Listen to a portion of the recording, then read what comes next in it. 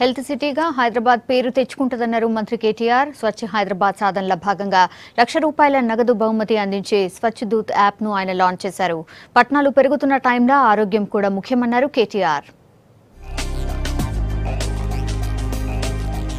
Greater Hyderabad పరిధిలో తడి పొడి చెత్తను వేరు చేసే గృహిణీలకు ప్రోత్సాహకంగా ₹1,00,000 నగదు బహుమతి అందించే పథకం స్వచ్ఛ దూత్ ను రాష్ట్ర మున్సిపల్ శాఖ మంత్రి కేటీఆర్ ప్రారంభించారు. నేషనల్ అర్బన్ హెల్త్ మిషన్ ఆధ్వర్యంలో ఆరోగ్య పట్టణాల వైపు అడుగులు సదస్సు ప్రారంభంలో భాగంగా యాప్ ను లాంచ్ చేశారు కేటీఆర్. తడి పొడి చెత్తను వేరు చేస్తే దాంట్లో నుంచి 75% చెత్తను మళ్ళా ఉపయోగించుకోవచ్చు. దాదాపు ₹29 కోట్ల ఖర్చుతోని డస్ట్ బిన్లను ఇచ్చినప్పటికీ పూర్తి స్థాయిలో లక్ష్యాన్ని అందుకునేందుకు కొత్తగా జీహెచ్ఎంసీ ₹1,00,000 నగదు బహుమతి ప్రకటించింది. ప్రైజ్ మనీ పొందాలంటే ఇంటి దగ్గరనే తడి పొడి చెత్తను వేరు చేసి జీహెచ్ఎంసీ గార్బేజ్ కలెక్టర్లకు ఇచ్చే మహిళలు ఆ ఫోటోలను పేర్లను యాప్ లో అప్లోడ్ చేయాల్సి ఉంటది. ఎంట్రీలను డ్రా తీసి నెలకు ఒకరికి ₹1,00,000 ఇస్తామన్నారు మంత్రి కేటీఆర్. ఈ బుట్టలు ఇచ్చినంత మాత్రానే తడిపొడిగా వాళ్ళు చేయటం లేదు. And much depends on the education and awareness of the హౌస్ వైఫ్స్. కాబట్టి ఈ హౌస్ వైఫ్స్ని ఎంకరేజ్ చేయడం కోసం ప్రతి నెల ఎవరెవరైతే తడి పొడి చెత్తను సపరేట్గా చేస్తారో ఇది కూడా ఒక step towards urban health.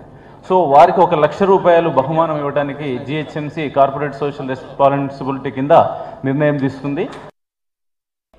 On 16th of August this year, the state of Telangana and all the ULBs in Telangana, all the urban local bodies in Telangana will be declared open defecation free by Honorable Union Minister for Urban Development, Sri Venkaya Naidu garu. వారిని ఆహ్వానించాము. ఇప్పటికే చాలా సంతోషం. ఎందుకంటే ఒకవైపు మంచినీరు అందించడం, తద్వారా ఈ కమ్యూనికబుల్ డిసీజెస్ని కంటైన్ చేయడం, నియంత్రించడం, ఇంకోవైపు ODF గా చేసుకోవడం, ఆ తర్వాత వేస్ట్ మేనేజ్మెంట్ని కూడా సమగ్రమైన ఆలోచన విధానంతో చేయగలిగితే మన పట్టణాలని ఆరోగ్యమైన పట్టణాలుగా మార్చుకునే దిశగా మనం కొన్ని అడుగులు ముందుకేసినట్టు అవుతుంది.